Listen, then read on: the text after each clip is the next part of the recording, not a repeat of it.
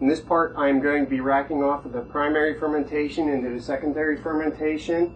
I'm going to be degassing the wine in the secondary vessel, and then after that I'll let it settle out, and I will be adding the remainder of my additives that came with the wine kit.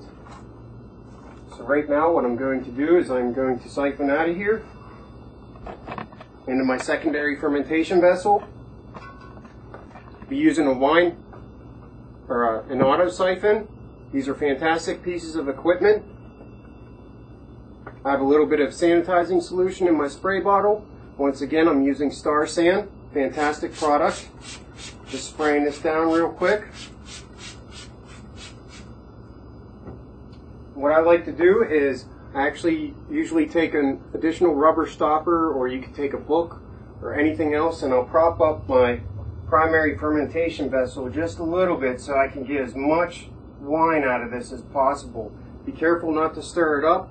As you can see, there's about an inch of yeast sediment down there, and you want to leave as much of that behind as possible.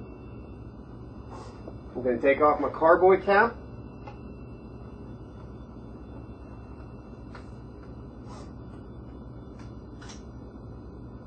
Insert the auto siphon. If you've never used an auto siphon before, all you do is you put this down about halfway into your carboy.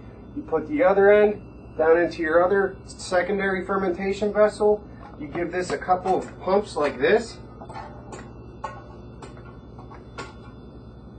and boom, you got your siphon going. Real slick, real easy.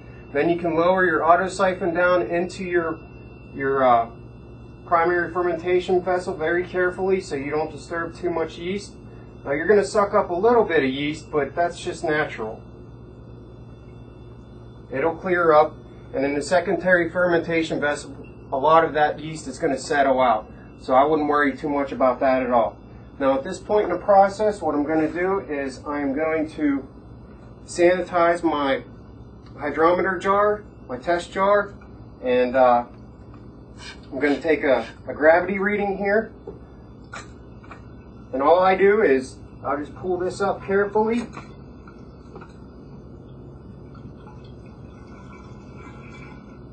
Kink the hose.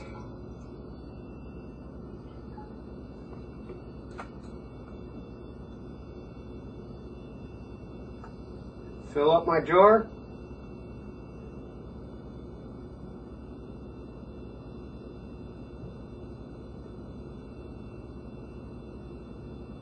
Now, it's a good example.